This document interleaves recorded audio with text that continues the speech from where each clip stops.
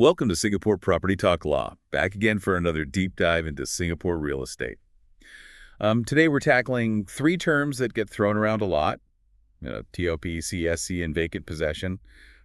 Maybe you've heard them, maybe you haven't, but either way, we're going to break it all down so you can confidently navigate the market here. That's right. I'm Serene, and whether you're a seasoned investor or a first-time buyer, understanding these milestones is crucial, especially if you're looking at properties still under construction. Okay, so let's set the scene.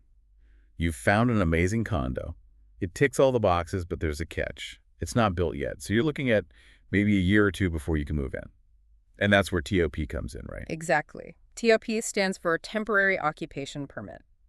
And it basically means the authorities have given the green light for people to start living in their units even if the whole development isn't completely finished. So I could be living in my brand new apartment while they're still putting the finishing touches on the swimming pool, Right. the landscaping. Yep, that's the idea.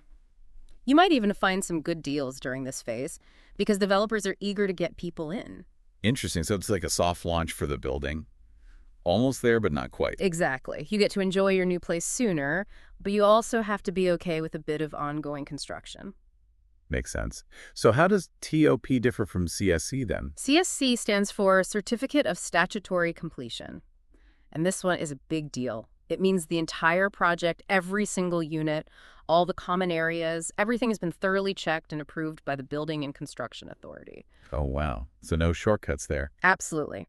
They make sure everything is up to code and meets the strictest safety standards. So that's like the official seal of approval. Everything's done, dusted, and ready to go. This seems super important when we're talking about subsales and resales, right? You got it. Hmm. When you buy property directly from the developer before CSC, that's considered a new sale. But let's say someone bought during that new sale phase and now wants to sell before the project gets its CSC. That's what we call a subsale. Ah, okay. So I'm buying from an owner, not the developer, and the whole development might not be 100% finished yet. So that's a subsale. What about resale then? Resale happens after the CSC has been issued, and each unit has its own strata title. Basically, the project is completely done and you're buying into a fully completed development. Okay, so we've got new sale before CSC, then subsale, which also happens before CSC, and finally resale after CSC. What does this mean for someone who wants to move in ASAP?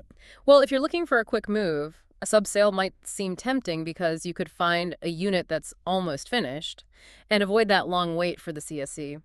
But there's something else to consider, the seller's stamp duty. SSD sounds like a tax. What is that exactly? It is a tax, and it's designed to cool down speculation in the market.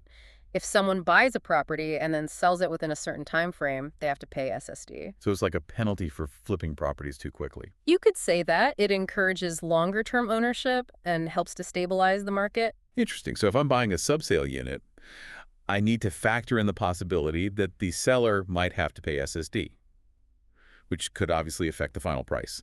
That's definitely something to keep in mind. Absolutely. Understanding these timelines and how TOP, CSC, and SSD all come into play can help you make smarter choices as a buyer. You'll be in a better position to weigh the pros and cons and choose the best path for your property journey. Right, because ultimately it's about finding the right property at the right time for the right price. And having all this knowledge definitely empowers buyers to make more informed decisions. Exactly. So we've talked about the timeline. Now let's dive a little deeper into those subsales. What are some of the real advantages of going that route? Well, one of the big draws is price. Sometimes an owner needs to sell quickly. Maybe they're relocating or something came up, and they might be willing to let go of the unit at a more attractive price than what you'd get from the developer. So it's like finding a hidden gem in the market, a chance to snag a good deal before the project is even finished. Exactly. And because it's nearing completion, you won't have to wait as long to move in. Makes sense. But of course, there must be some downsides to subsales too, right? Mm. What should buyers be cautious about? Well, remember the seller's stamp duty we talked about? That can add a significant chunk of money to the transaction and potentially eat into any savings you might have gotten on the price. Right. So that's definitely something to factor in. Plus, you really want to do your due diligence on the developer and the project itself. How so? Well, because the project isn't fully finished yet, there's always a risk of delays or unforeseen issues. Oh, I see. You want to make sure the developer has a good track record and that the project is on solid ground. Exactly. You're taking on a bit more risk with a subsale, so it's important to be extra cautious. Okay, so weigh the potential savings against the risks. Yeah. Got it. What about resales then? What are some key things to consider when buying in a completed development? With resales, you have the advantage of seeing exactly what you're getting. You can walk through the unit, check out the common areas, get a feel for the neighborhood. There are no surprises. That peace of mind must be a big draw for many buyers. Absolutely. Plus, you can access the building's management and maintenance records, so you can get a better understanding of how well the property has been maintained and any upcoming expenses. So you can spot any red flags early on. That's good to know.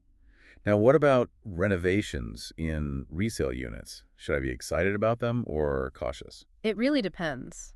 Renovations can add value and personalize a space, but you want to make sure they were done properly with the right permits and to a high standard. Right. You don't want to inherit someone else's shoddy workmanship. Exactly. And think about potential maintenance costs down the line. So it's not just about how good it looks, but also how well it was done and what might need fixing in the future. It sounds like there's a lot to consider with resales too. What about some of the downsides compared to subsales or new sales? Well, you might face more competition from other buyers, especially in popular developments, and prices tend to be higher for resale units. You might not have as much room for negotiation. So it's a trade-off between the certainty of a completed development and potentially higher prices and more competition. Okay, so we've covered subsales and resales. Now let's talk about that moment every buyer dreams of getting those keys and finally stepping into their new home. Ah, yes, vacant possession. Mhm. That's when the excitement really kicks in. You're officially the owner and can start making the space your own. But before you get too comfortable, there's one important period you need to know about: the defect liability period. The DLP, we touched on this earlier. It's that window of time when the developer is still responsible for fixing any defects, right? Exactly. It typically lasts for 12 to 24 months after you take possession. This is your chance to go through every nook and cranny of your new home and report any issues to the developer for rectification. This sounds like a crucial phase. What are some common defects that buyers should look out for during this period? Keep an eye out for things like cracks in the walls or ceilings uneven, flooring leaky, taps, faulty electrical sockets, any issues with the doors and windows. So basically making sure everything is in working order and up to standard. What happens if I miss a defect during the DLP? Am I out of luck or are there exceptions? Ideally, you want to be as thorough as possible during your initial inspections. But sometimes defects only become apparent later on. That's why it's important to understand your rights under the housing developer's rules. Okay, so there might be some recourse even if I discover a defect after the DLP has expired. Yes, but it can get a bit complicated. So it's best to document everything thoroughly throughout the DLP, including all communication with the developer regarding any defect. Right, so detailed records are key. Got it. But let's face it, dealing with defects can be a bit daunting. Any tips for making this process a little smoother?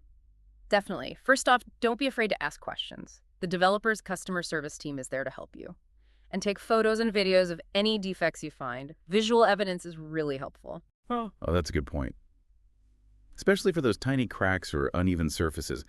That might be hard to describe. Exactly. And be proactive. Don't wait for the developer to contact you. Schedule your own inspections, document everything carefully, and stay on top of things. So being organized and taking the initiative can save a lot of hassle down the road. Absolutely. Now, aside from those potential hiccups, what makes vacant possession so exciting? It's more than just inspecting for defects. Yeah, what else is there?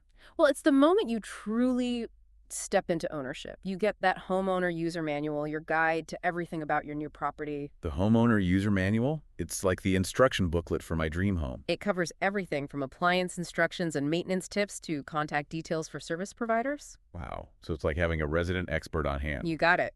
You'll find details about the materials used in construction, specific instructions for maintaining those prefabricated bathroom units we talked about earlier, even tips on keeping your air conditioning running smoothly. So it's not just about learning how to use the oven or the washing machine. It's about understanding my whole property and how to take care of it. Exactly. It's an invaluable tool for any homeowner, especially for first-timers. Well, I think we've covered a lot of ground today, Serene. We've demystified TRP CSC and vacant possession and really gotten into the nitty-gritty of the Singapore property market. It's been a pleasure. Remember, whether you're going for a new sale, subsale, or resale, the key is to do your research, understand the process, and be prepared. Absolutely. And when you finally get those keys and reach that exciting moment of vacant possession, make sure to embrace that homeowner user manual. Yeah. It's your guide to a smooth and happy homeownership experience. Couldn't have said it better myself. Thanks for joining us on Singapore Property Talk Live, everyone. And until next time, happy house hunting.